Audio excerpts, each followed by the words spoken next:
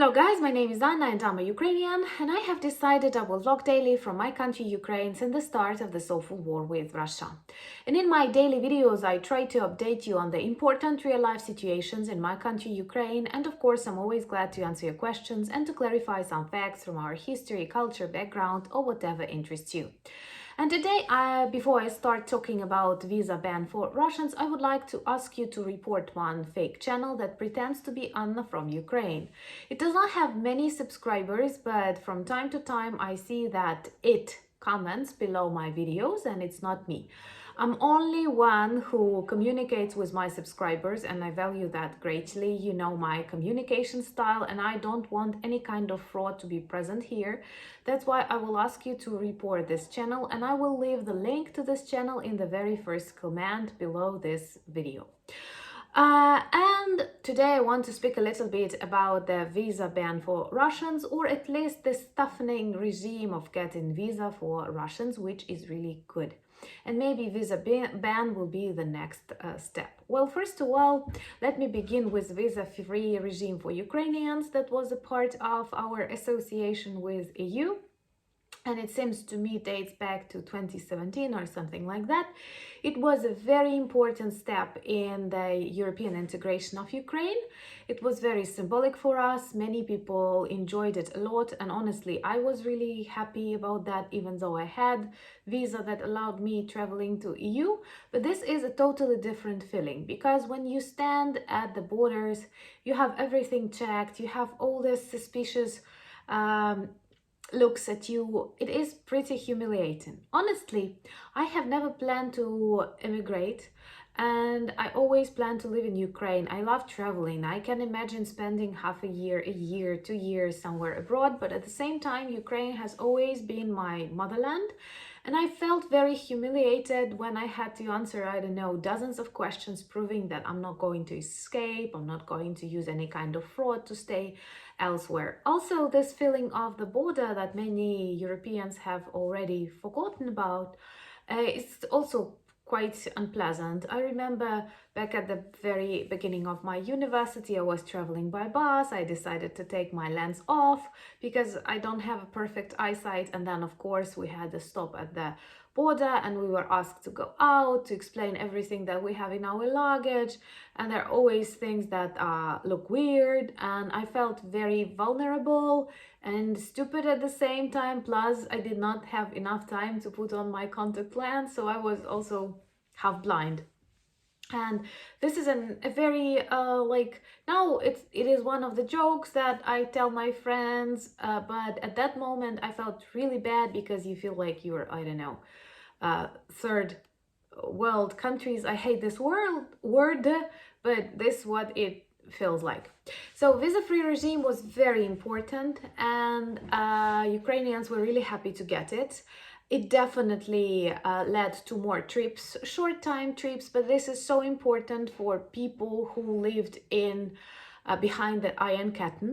For example, in the western regions of Ukraine, people traveled a lot since the end of the Soviet Union. But in many eastern regions, even students did not have much traveling experience. They were more closed, a little bit afraid of opening new cultures and countries.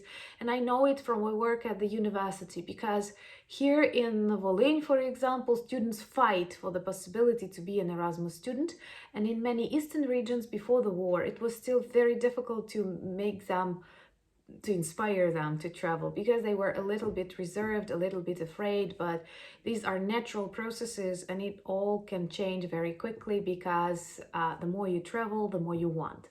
So this visa-free regime for Ukrainians was extremely important for us, but it was also important because it made Russians mad. They were crazy. There were lots of news all over Russian media. It was so difficult for Russian propaganda to try and explain why this is bad, because it's not bad. It is so difficult to find out why is it bad. And they were talking about other things, but for average thinking Russian citizens, it was obvious that situation in Ukraine is getting better, that the country is moving in the direction of its European integration, and at least traveling, mobility is modern Ukrainian reality. And this is actually one of the things that citizens of the global world enjoy. So traveling is important for Russians, and I do understand that among my subscribers there are lots of tolerant people who believe that not all Russians are bad. Of course, and you know this bad proverb that good Russians are dead Russians. I don't mean that. Of course, there are some good Russians, and traveling can be useful for them and broadening of their horizons. But at the same time, during Putin's regime, the population is responsible for the dictator they have brought to life. The population is responsible for the actions of the government and for staying silent when hundreds of thousands of Ukrainians suffer.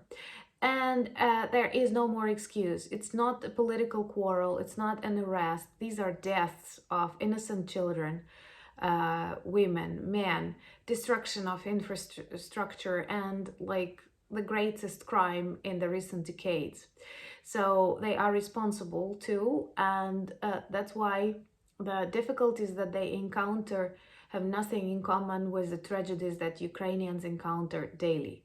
So the fact that with the help of various sanctions, with the help of visa restrictions, they must feel that something really wrong is going on inside their society. It is not the world that is evil, but perhaps Russia spits this evil all over the world and makes really dangerous situations like in Zaporizhia atomic power station, or Putin threatening the nuclear war, or Russian soldiers coming to loot, rape, and kill in Ukraine. They have to, like, we have to make them think, we have to make them act, because liberation of the world, liberation of Russia is impossible when its own citizens remain passive. I have a separate video that perhaps I will connect to this vlog about Russian tourists. So those Europeans who will not have many Russian visitors, actually you are not losing much. And your hotels will keep towels and other things safe, because Russians are really aggressive, loud, and they like to loot. Looting is like, I don't know, one of the national qualities of the majority of Russians. So I don't think that Europe and the world loses much if some of the Russians stay for a bit inside Russia. Also, there are many aggressive situations happening because there are lots of Ukrainian refugees, and the world also supports Ukraine and realizes that many Russian decrees, orders, and behaviors are criminal or close to criminal, and they can meet aggression of people who stand against Putin regime. So maybe once again it is safer for Russians to stay inside the country.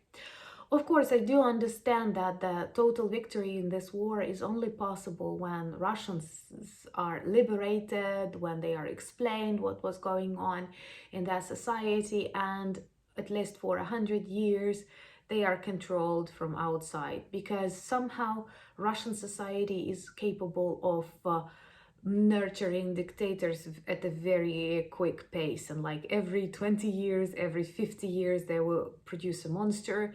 And even when we kill Putin, I don't know, we show them all the crimes. I'm very much worried that in 50 years they will nurture a new one.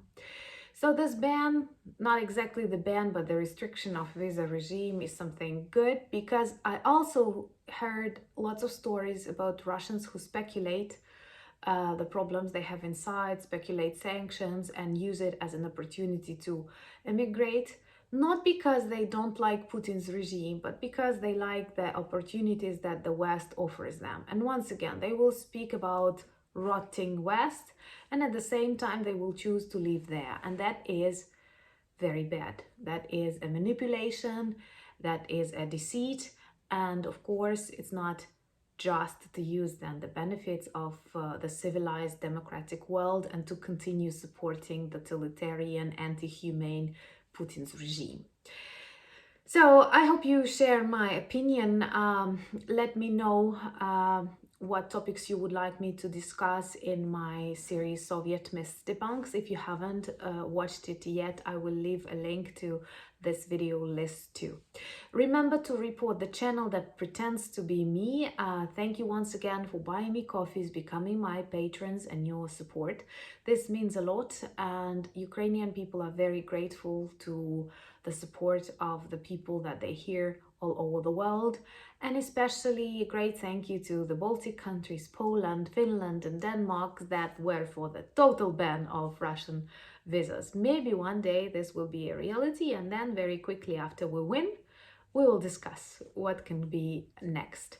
Once again, thank you for your support. Thank you for standing with Ukraine as this war continues. And if you like my videos, please subscribe, because I believe the world needs to know more about Ukraine. Slava Ukraini!